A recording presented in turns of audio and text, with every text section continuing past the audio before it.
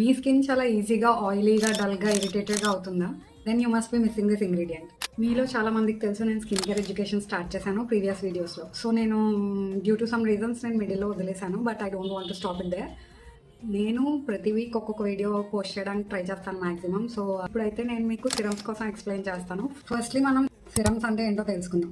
Serums అంటే light weight skin care products. వీటిలో high concentrated active ingredients ఉంటాయి. Moisturiser లా seal చేయడానికి కాకుండా స్కిన్ కన్సర్న్స్ ట్రీట్ చేయడానికి యూజ్ చేస్తారు. Like dullness, oiliness, marks, dehydration and sensitivity etcetera. Skin care education లో cleanser తర్వాత serum step చాలా ఇంపార్టెంట్. ఎందుకంటే క్లీన్ స్కిన్ యాక్టివ్ ఇంగ్రీడియంట్స్ ని బెటర్ గా అబ్జర్వ్ చేసుకుంటుంది.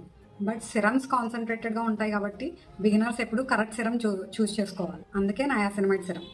ఈ ఎడ్యుకేషన్ పర్పస్ ఏంటంటే strong skin first, treatments next. Trends follow అవ్వడం కంటే స్కిన్ హెల్త్ ని అర్థం చేసుకొని దానికి తగ్గ ట్రీట్మెంట్ ఇవ్వడం ఇంపార్టెంట్. మీ స్కిన్ చాలా ఈజీగా ఆయిలీగా డల్గా ఇరిటేటెడ్గా అవుతుందా?